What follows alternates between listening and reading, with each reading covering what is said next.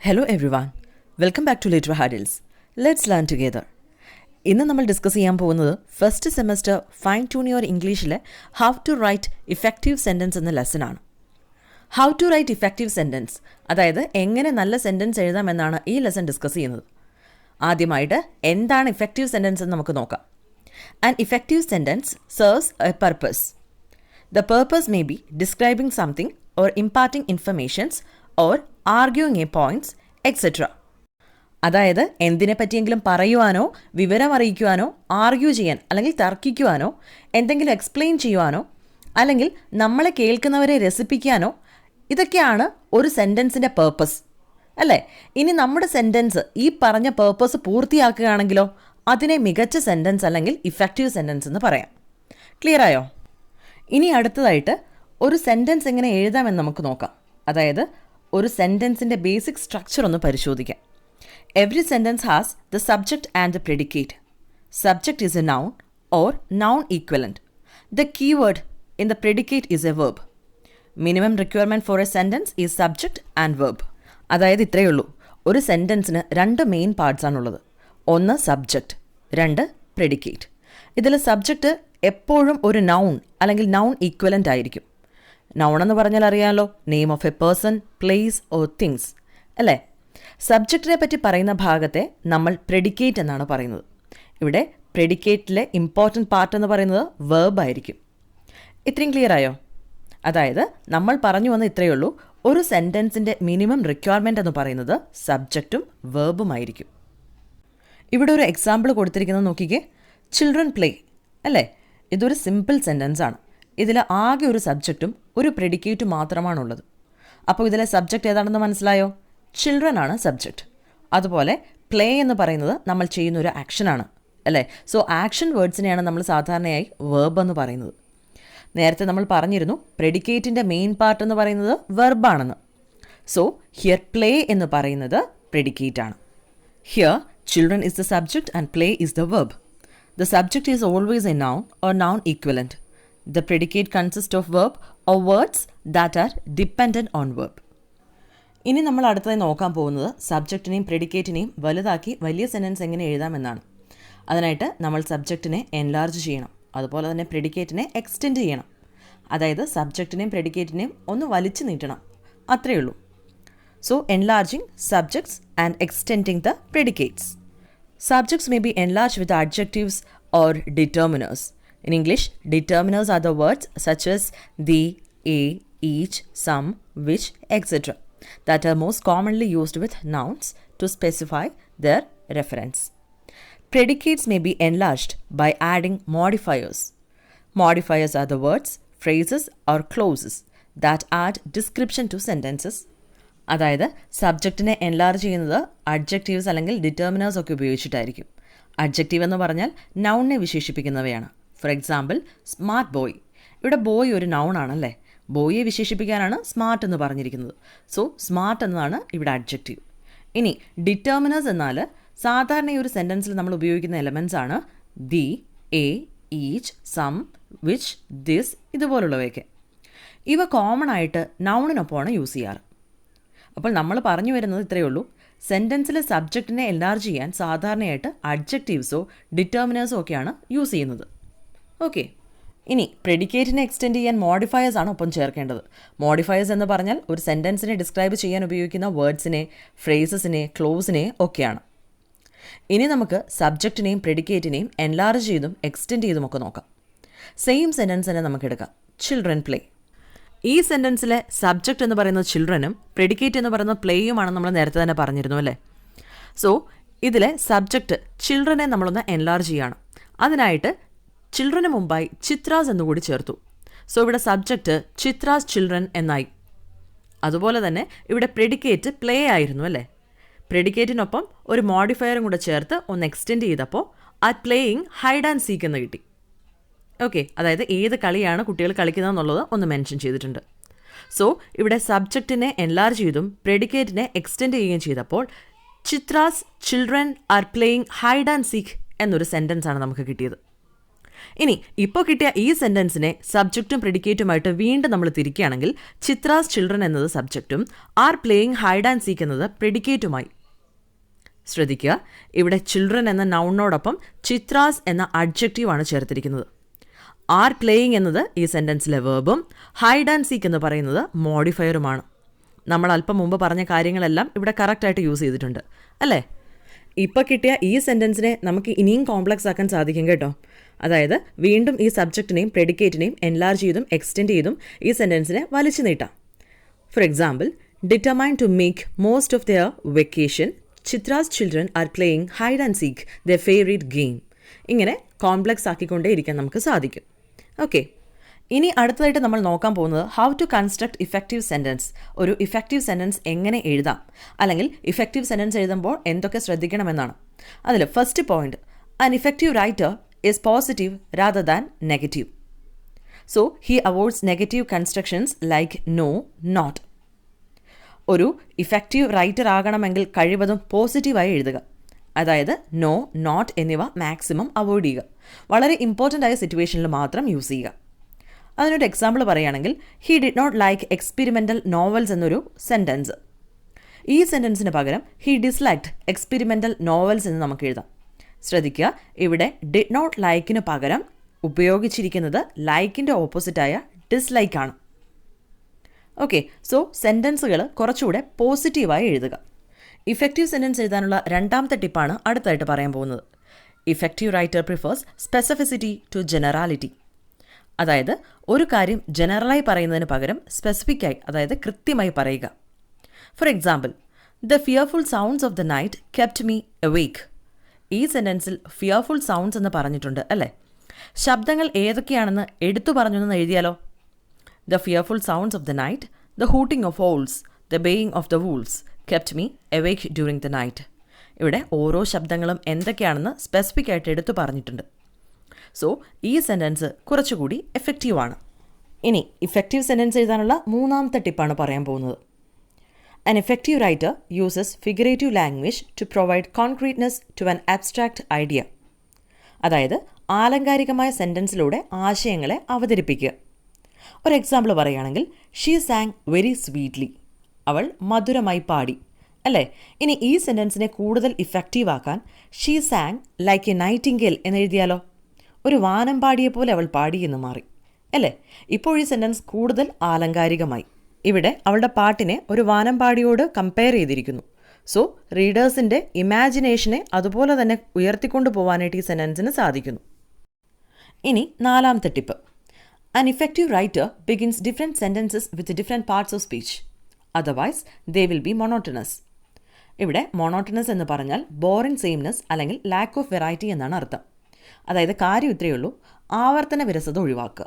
ഒരേ രീതിയിൽ തന്നെ എല്ലാ സെൻറ്റൻസും എഴുതാതെ അതിന് ആവശ്യമായ മാറ്റങ്ങൾ വരുത്തുക. എക്സാമ്പിളായിട്ട് ഇവിടെ കുറച്ച് സെൻറ്റൻസ് കൊടുത്തിട്ടുണ്ട്, നമുക്ക് നോക്കാം. He thought of his grand mother and this cheered him up. He got out of the car and walk towards the house. A dog saw him and barked fiercely. He jumped on to the side wall and cried for help. ഇതൊക്കെ നോക്കിയാൽ നമുക്ക് മനസ്സിലാവും ഒരേ പാറ്റേണിലാണ് ഇതൊക്കെ എഴുതിയിരിക്കുന്നത്. എന്നാൽ നമുക്കിതിനെ ഒന്ന് മോഡിഫൈ ചെയ്യാം. The thought of the grandmother cheering him up, he got out of the car and walked towards the house. A dog came against him, barking fiercely, forcing him to climb onto the side wall, and from there he cried for help. ഇപ്പോൾ ഈ sentence കുറച്ചുകൂടെ മനോഹരമായി മാറി അല്ലേ? ഇനി fifth point ഇതാണ്, an effective writer places two important parts of a sentence at the beginning and the end. A periodic sentence keeps the reader in suspense by placing the verb at the very end of the sentences. Though periodic sentences are not common in modern literature, it was popular in Old English. We can place the important ideas and words either at the beginning or at the end of the sentences. Relatively less important ideas may be relegated to the middle of the sentences. അതായത് ഒരു സെൻറ്റൻസിൻ്റെ തുടക്കവും അവസാനവുമാണ് ഏറ്റവും important. വായനക്കാരന് suspense നൽകുന്ന തരത്തിൽ verb സെൻറ്റൻസിൻ്റെ അവസാനം ഉപയോഗിക്കുന്ന സെൻറ്റൻസിനെ periodic sentence എന്നാണ് പറയുന്നത്. ഇതൊന്ന് നോട്ട് ചെയ്ത് വെച്ചേക്കാം. ഇനി മോഡേൺ ലിറ്ററേച്ചറിൽ പീരിയോഡിക് സെൻറ്റൻസ് അത്ര കോമൺ അല്ല. അവ ഓൾഡ് ഇംഗ്ലീഷിൽ കോമൺ ആയിരുന്നവയാണ്. ഇവിടെ ശ്രദ്ധിക്കേണ്ട ഒരു കാര്യം, ഇമ്പോർട്ടൻ്റ് ആയ ഐഡിയാസും വേർഡ്സും ഒരു സെൻറ്റൻസിൻ്റെ തുടക്കത്തിലും അവസാനത്തിലുമാണ് ഉണ്ടാവേണ്ടത്. റിലേറ്റീവ്ലി ലെസ് ഇമ്പോർട്ടൻ്റ് ആയ ഐഡിയാസ് ഒരു സെൻറ്റൻസിൻ്റെ മിഡിലിലായിരിക്കണം ഉണ്ടാവേണ്ടത്. 5th പോയിന്റ് ക്ലിയർ ആയെന്ന് വിശ്വസിക്കുന്നു.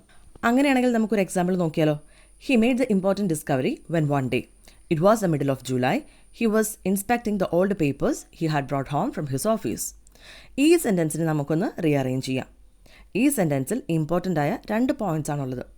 അതിലൊന്ന് he was inspecting the papers എന്നുള്ളതും second one he made important discovery എന്നുള്ളതും. സോ നമ്മൾ പറഞ്ഞ പോയിൻ്റ് അനുസരിച്ച് ഈ 2 സെൻറ്റൻസിനെയും നമുക്ക് ബിഗിനിങ്ങിലും എൻഡിലും യൂസ് ചെയ്യാം. അത്ര ഇമ്പോർട്ടൻ്റ് അല്ലാത്ത it was the middle of July എന്നുള്ളത് നമുക്ക് മിഡിലിൽ യൂസ് ചെയ്യാം. സോ ഈ സെൻറ്റൻസ് നമ്മളൊന്ന് റീറൈറ്റ് ചെയ്യുമ്പോൾ one day he was inspecting the papers he brought home from his office it was the middle of July when he made the important discovery എന്ന് നമുക്ക് rearrange ചെയ്ത് എഴുതാം. ഓക്കെ, ഇനി നമുക്ക് അടുത്തത് 6th പോയിന്റിലേക്ക് പോവാം. Always give the most appropriate words for an idea. അതായത് ഏറ്റവും സ്യൂട്ടബിൾ ആയിട്ടുള്ള വേർഡ്സ് യൂസ് ചെയ്യുക. ഒരു എക്സാമ്പിൾ നോക്കാം.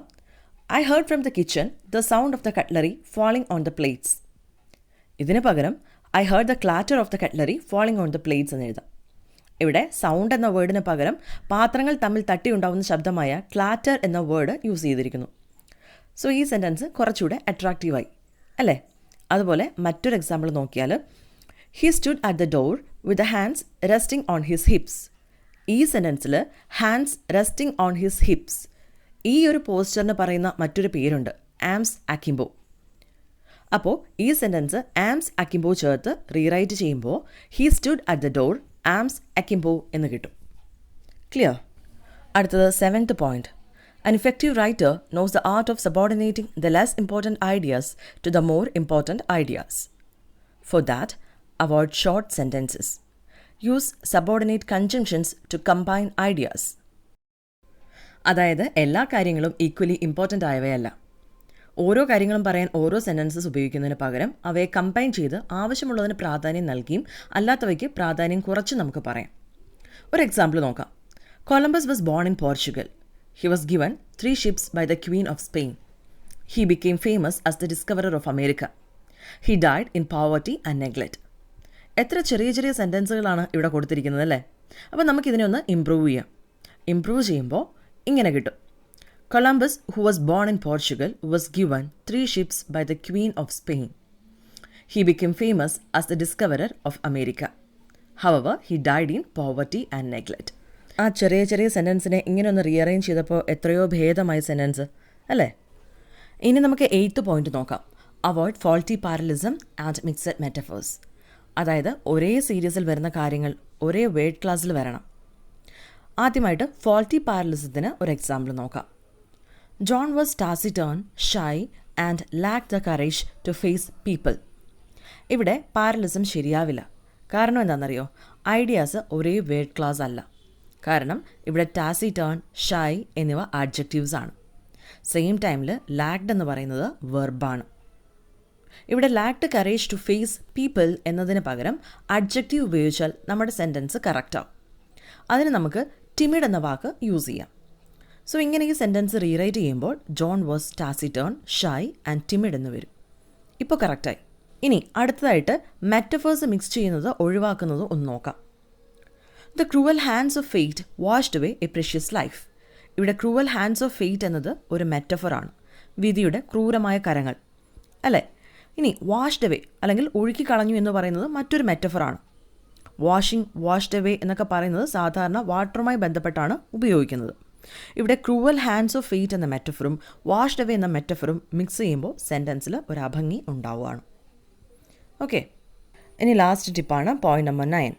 Place the modifiers as close to the referent as possible. Also avoid dangling modifiers. മോഡിഫയേഴ്സിനെ കറക്റ്റായിട്ട് യൂസ് ചെയ്യുക. അതായത് സെൻറ്റൻസിലെ കൺഫ്യൂഷൻസ് ഒഴിവാക്കുക. ഒരു എക്സാമ്പിൾ നോക്കാം. After waiting for half an hour the train arrived. ഇവിടെ ആര് വെയിറ്റ് ചെയ്തു എന്നൊന്നും പറഞ്ഞിട്ടില്ല. ഇവിടെ ഒരു കൺഫ്യൂഷൻ ഉണ്ടാവുന്നുണ്ട്. സോ ഈ സെൻറ്റൻസിനെ നമുക്കൊന്ന് റീറൈറ്റ് ചെയ്യാം. അങ്ങനെ റീറൈറ്റ് ചെയ്യുമ്പോൾ നമുക്കിങ്ങനെ കിട്ടും. After we had waited for half an hour the train arrived. ഇപ്പോൾ ആ കൺഫ്യൂഷൻ ഒഴിവായി അല്ലേ. സോ ഇങ്ങനെ കൺഫ്യൂഷൻ ഉണ്ടാവാത്ത രീതിയിൽ എഴുതുക. ഇനി നമുക്ക് അടുത്തതായി ടെക്സ്റ്റുവൽ ആക്ടിവിറ്റീസ് കുറച്ചൊന്ന് നോക്കാം. ആദ്യം enlarge the subject and extend the predicate എന്ന് പറഞ്ഞ് കുറച്ച് ക്വസ്റ്റ്യൻസ് കൊടുത്തിട്ടുണ്ട്. അതിൽ 2 എണ്ണമാണ് നമ്മളിന്ന് സോൾവ് ചെയ്യുന്നത്. First, the girls danced. ഇതിൽ ദ ഗേൾസ് എന്ന് പറയുന്നത് സബ്ജക്റ്റും ഡാൻസ്ഡ് എന്ന് പറയുന്നത് പ്രെഡിക്കേറ്റുമാണ്. സോ ദ ഗേൾസ് എന്ന് പറയുന്ന സബ്ജക്റ്റിനെ നമ്മൾ എൻലാർജ് ചെയ്യുന്നു, അതുപോലെ തന്നെ ഡാൻസ്ഡ് എന്ന് പറയുന്ന പ്രെഡിക്കേറ്റിനെ നമ്മൾ എക്സ്റ്റെൻഡ് ചെയ്യുന്നു. അങ്ങനെ നമുക്ക് ഫൈനലി കിട്ടുന്ന ഒരു ആൻസർ എന്ന് പറയുന്നത് the smart young beautiful girls in our college danced well in the competition conducted in New Delhi. അപ്പോൾ ഇങ്ങനെ നിങ്ങൾക്ക് ഇഷ്ടമുള്ള രീതിയിൽ എന്ത് വേണമെങ്കിലും ചേർത്ത് സബ്ജക്റ്റിനെ എൻലാർജ് ചെയ്യാം, അതുപോലെ തന്നെ പ്രെഡിക്കേറ്റിനെ എക്സ്റ്റെൻഡ് ചെയ്യാം. അടുത്തൊരു example, Raju and his brother failed the exam. My dearest friend Raju and his only brother worked hard, but unfortunately they failed in the exam. ഈ രീതിയിൽ ബാക്കി എക്സാമ്പിൾസ് എല്ലാം ഒന്ന് ചെയ്ത് നോക്കുക. ഇനി അടുത്ത സെഷനാണ് റീറൈറ്റ് ആസ് ഡയറക്റ്റഡ്. അതിൽ first one, John, the managing director, left the office, making all arrangements for the next day's board meeting and clearing all the pending files. Turn this into a periodic sentence. This is a question. അപ്പോൾ periodic സെൻറ്റൻസിലേക്ക് ആക്കുമ്പോൾ, after making all arrangements for the next days board meeting and clearing all the pending files, John, the managing director, left the office. A periodic sentence has the main clause or the predicate at the end. Main clause അതുപോലെ തന്നെ predicate ഇവയൊക്കെ സെൻറ്റൻസിൻ്റെ അവസാനമായിരിക്കണം ഉണ്ടാവേണ്ടത്. Clear ആയോ? ഇനി അടുത്ത ഒരു example നോക്കാം. He climbed A wall near him and cried for help. Rewrite the sentence as A simple one using an ing phrase in the place of the first clause. അങ്ങനെ വരുമ്പോൾ നമുക്ക് എഴുതുന്നത് ഇങ്ങനെയാണ്, climbing a wall near him he cried for help. ഇനി അടുത്തൊരു example നോക്കാം. He is industrious and diligent and works very hard. Rewrite improving the style. അപ്പോൾ ഇവിടെ ഫോൾട്ടി പാരലിസം അവോയ്ഡ് ചെയ്യാണ് നമ്മൾ ചെയ്യേണ്ടത്. സോ നമുക്ക് ഈ സെൻറ്റൻസിനെ റീറൈറ്റ് ചെയ്യുമ്പോൾ he is industrious, diligent and hard working എന്ന് കിട്ടും. ഈ സെഷനിൽ നിന്ന് നമുക്ക് ഒരു ക്വസ്റ്റ്യനും കൂടെ ഡിസ്കസ് ചെയ്യാം. In the forest camp I heard the cries of owls, the elephants, the wild asses and the wolves. Rewrite the sentence using correct cry words. അപ്പോൾ ഓരോ ആനിമൽസിനെയും ക്രൈ വേർഡ്സ് ആണ് ഇവിടെ എഴുതേണ്ടത് നമ്മൾ. അപ്പോൾ നോക്കാം. In the forest camp I heard the hooting of owls, trumpet of elephants, braying of the wild asses and baying of wolfs. ഔൾസിൻ്റെ cry word hooting ആണ്, എലഫൻറ്റിൻ്റെ ട്രംപറ്റ്, ആസ് അല്ലെങ്കിൽ ഡോങ്കിയുടെ ബ്രേയിങ്, അതുപോലെ വൂൾഫ്സിൻ്റെ ബേയിങ് ആണ്. സോ ഈ ലെസണിൽ ഇത്രയൊക്കെ കാര്യങ്ങളാണ് മെയിനായിട്ട് പറയുന്നത്. അങ്ങനെ നമ്മുടെ ഈ ഒരു ഡിസ്കഷൻ ഇവിടെ അവസാനിക്കുകയാണ്. ഈ ഡിസ്കഷൻ നിങ്ങൾക്ക് ഇഷ്ടപ്പെട്ടുവെങ്കിൽ തീർച്ചയായും ലൈക്ക് ചെയ്യുക. ചാനൽ സബ്സ്ക്രൈബ് ചെയ്യാത്തവരുണ്ടെങ്കിൽ ദയവായി സബ്സ്ക്രൈബ് ചെയ്യുക. നിങ്ങളുടെ ഫീഡ്ബാക്ക്സ് കമൻറ്റിലൂടെ അറിയിക്കുക. Thank you so much.